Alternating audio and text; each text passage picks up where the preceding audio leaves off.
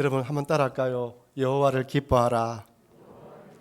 여호와를 기뻐하라.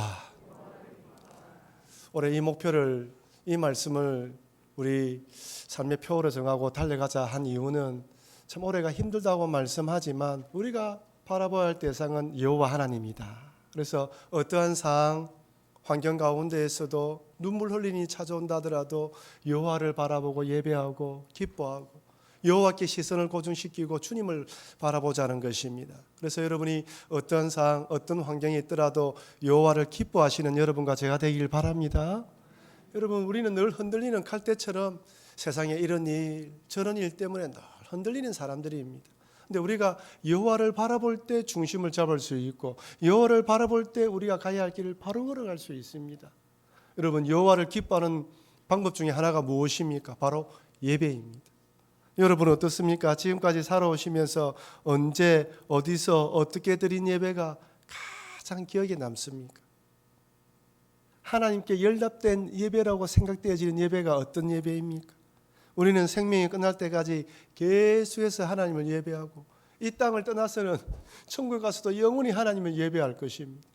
우리가 매주 이렇게 모여서 예배를 드리지만 우리 마음속에서는 늘 그런 갈망이 있습니다. 하나님, 정말 성령으로 충만하고 정말 기쁨의 예배를 드리고 그 예배가 연락되어서 하나님의 내 마음에 평강과 은혜가 주어지는 그런 예배.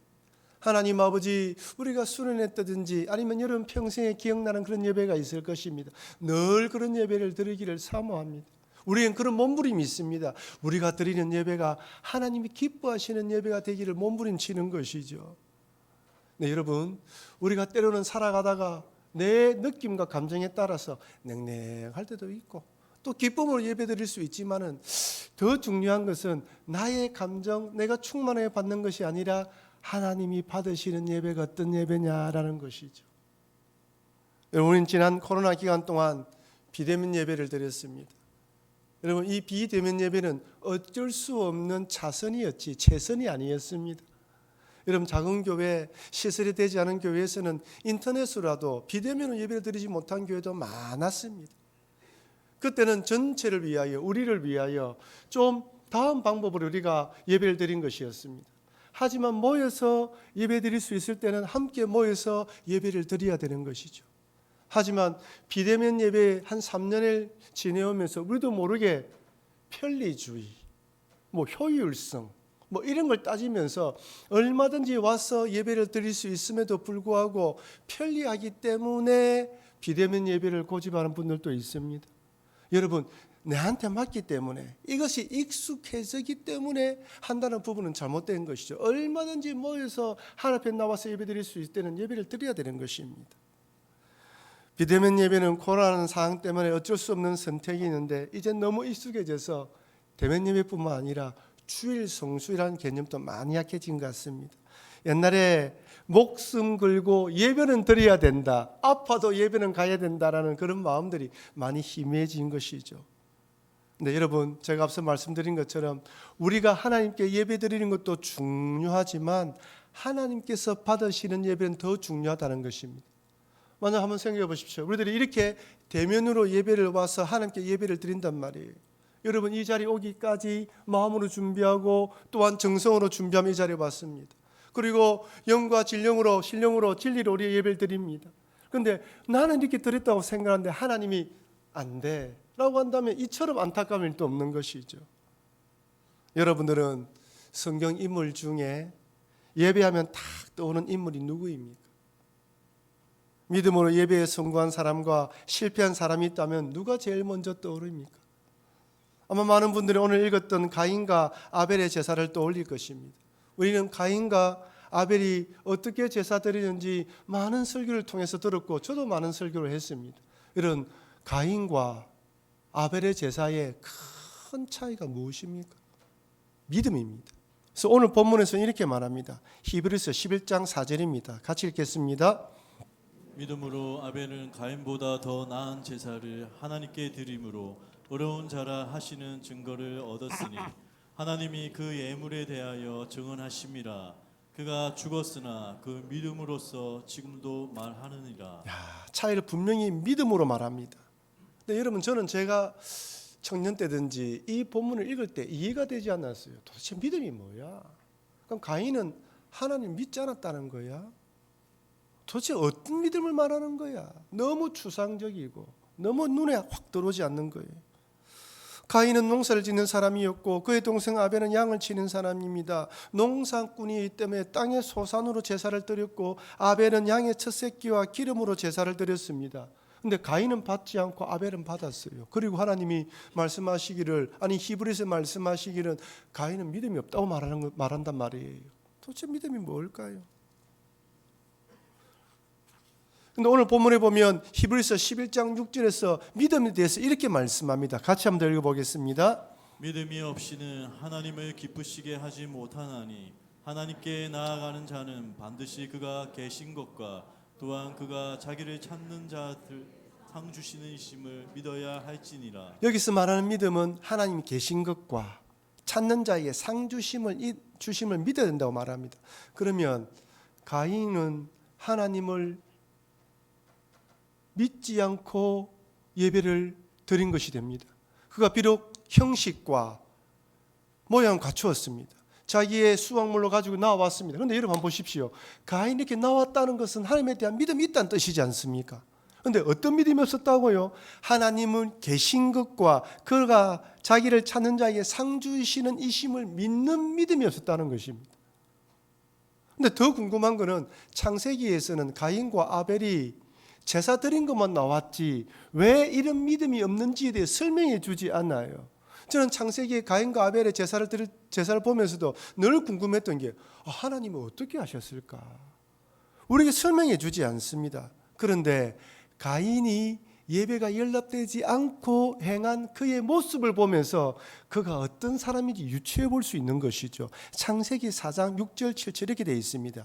여호와께서 가인에게 이르시되, 즉 가인이 자신의 제사가 일납되지 않자 지금 이런 모습으로 변한 것입니다. 내가 분하여 함은 어찌 됨이뇨? 안색이 변하면 어찌 됨이냐? 내가 선을 행하면 어찌 낯을 들지 못하겠느냐? 선을 행하지 아니하면 죄가 문에 엎드러져 있느니라. 죄가 너를 원하나 너는 죄를 다스릴지니라. 여러분, 안색이 변했습니다. 분을 내고 있습니다. 여러분 한번 보십시오. 지금 이 모습을 상상해 보십시오. 억울하고 분해서 도끼와 살기가 가득한 눈으로 씩씩거리며 눈을 크게 뜨고 있습니다. 주먹을 불끈 쥐고 화가 낸 모습으로 하늘을 향하여 하나님을 쳐다보고 있습니다. 조금만 더 건드리면 폭발하기 일부 직전입니다. 한번 건드려 보십시오. 무슨 일이 벌어질지 한번 볼까요?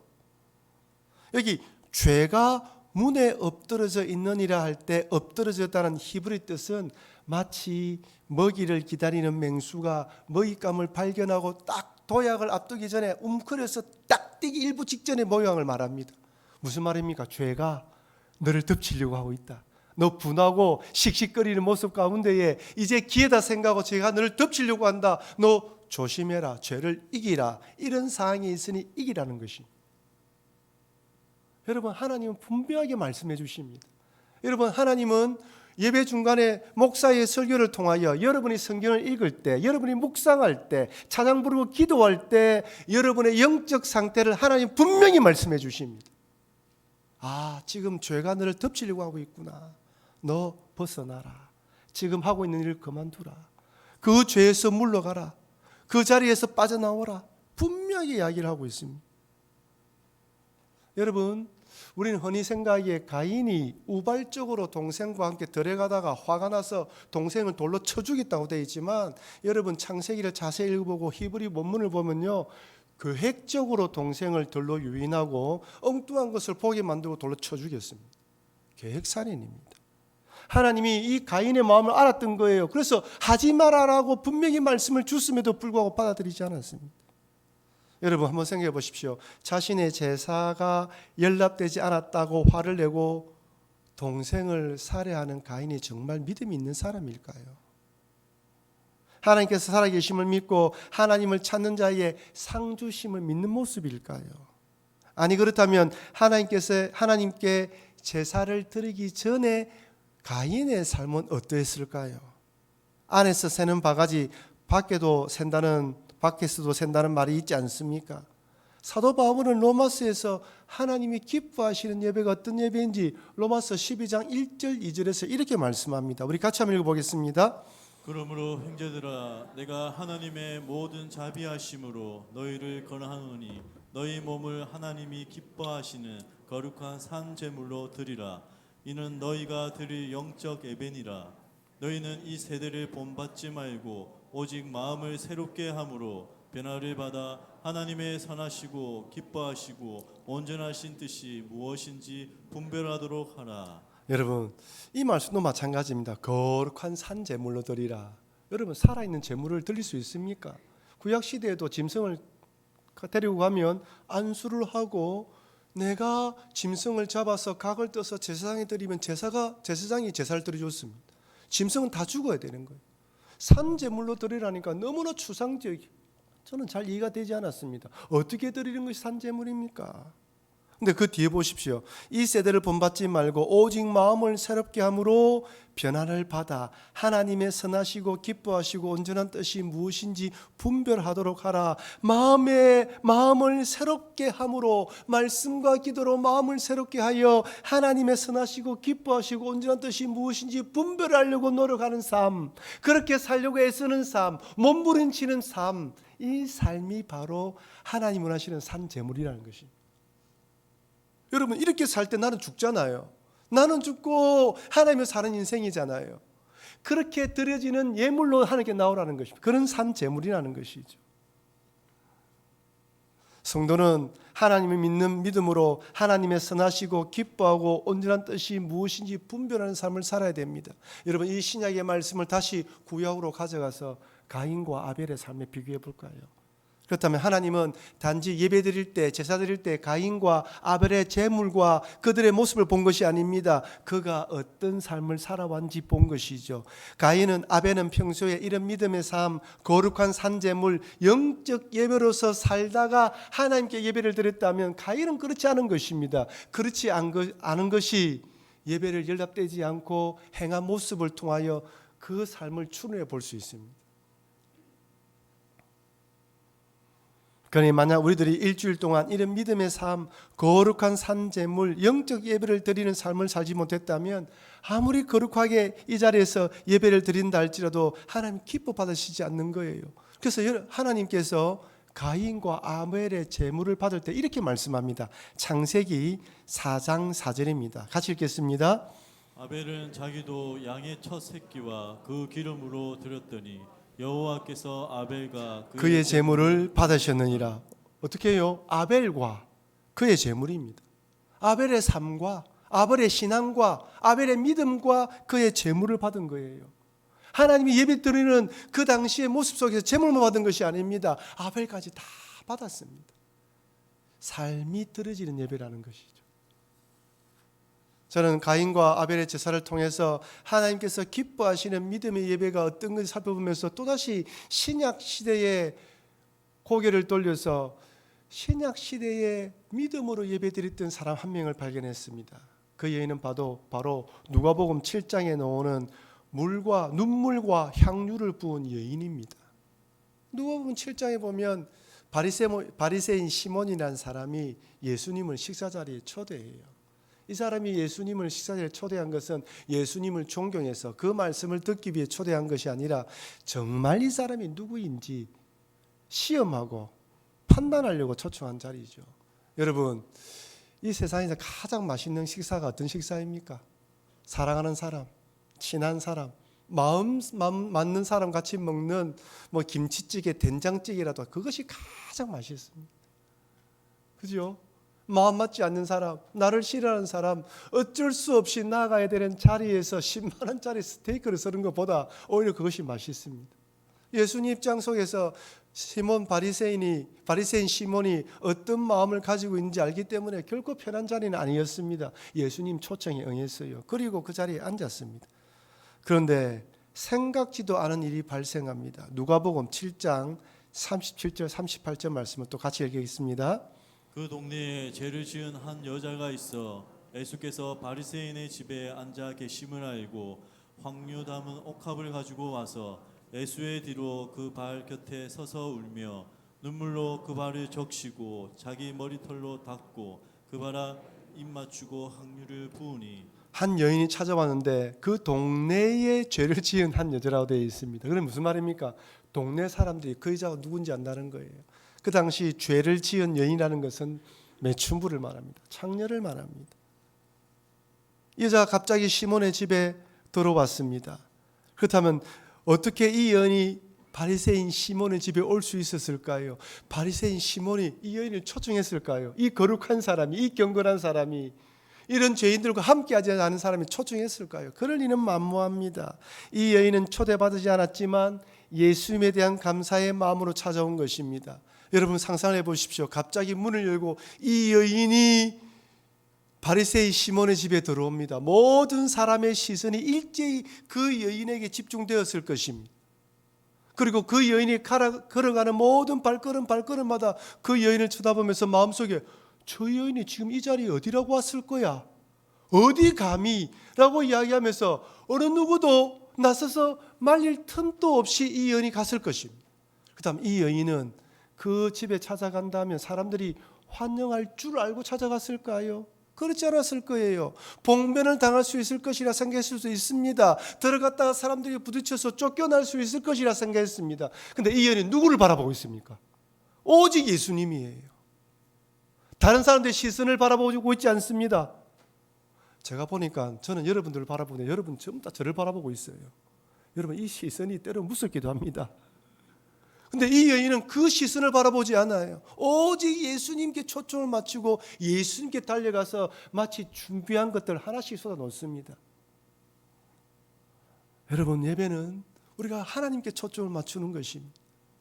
이 자리에 같이 예배를 드리지만 나와 하나님과의 단독자로 서는 것입니다. 같이 예배드리며 기뻐하지만 하나님은 여러분 각 개인의 예배를 받아주시고 우리의 예배를 받아주십니다. 각 개인의 예배가 받아들여질 때 우리의 예배가 하나님께 올라가는 것입니다. 이 여인은 우리에게 그것을 말씀해 주는 거예요. 이 마음으로 주님만 바라봅니다. 그녀는 먼저 자신의 죄를 회개하는 눈물을 흘립니다. 이 여인이 얼마나 많은 눈물을 흘리는지 예수님 발이 젖을 정도였습니다. 자신의 머리카락으로 머리를 닦을 정도였지요. 여러분 그 당시 여자가 머리를 푼다는 것은 있을 수가 없는 일이지요. 최고의 존경의 표시일 뿐만 아니라 순종의 표시이기도 합니다. 왜 그렇게 많은 눈물을 흘렸을까요? 그것은 바로 자신의 죄에 대한 탄식이며 죄로 죽을 수밖에 없는 자신을 용서해 주심에 대한 예수님에 대한 감격과 감사의 눈물입니다. 비록 목수의 아들이고 별 볼려온 사람처럼 보이지만 그에게는 메시아였던 것입니다. 여러분 세상 사람들은 예수님을 4대 성인으로 생각합니다. 하지만 우리는 예수님을 나의 구주로 믿고 있습니다. 이런 믿음으로 주님을 나오지 않는다면 아무 의미 없는 것이죠. 예수님을 보자마자 죄인으로서의 통회함과 감사의 눈물이 동시에 터져나온 것입니다. 여러분 가끔 그럴 때가 있지 않습니까? 예배드리기 전에 혼자 예배드릴 때 금요일날 개인기도 시간, 수요일날 통성기도하면서 새벽에 나와서 기도할 때 아니면 혼자 여러분이 이 본당에 나와서 기도하는데 나도 마음에 모르게 마음이 울컥해져서 눈물 올 때가 있지 않습니까? 신 앞에 섰을 때 죄인의 자신의 정체성을 발견하는 것입니다. 아무것도 아닌 자, 비록 세상에서는 성공하고 돈도 좀 벌고 명예도 있고 뭐가 있다 할지라도 아무것도 아닌 자, 하나님 앞에 죄인인 자, 그 눈물이 흐르는 것이죠. 여러분 우리들은 내가 죄인이었다는 사실에 대하여 망각할 때가 너무 많습니다. 예수님께서 내 죄를 위해 십자가에 달려 돌아가셨다는 이 사실에 대해서 무감각해질 때가 너무 많은 것이죠. 예수님을 구주로 믿은 후에도 여전히 내 욕심과 탐욕, 내 마음대로 내 뜻대로 살아가면서도 회개의 눈물이 흘러나오지 않아서 때로 내 자신이 답답할 때도 얼마나 많은지 모릅니다. 그리고 이 여인은 감사의 고백으로 향유를 붓습니다.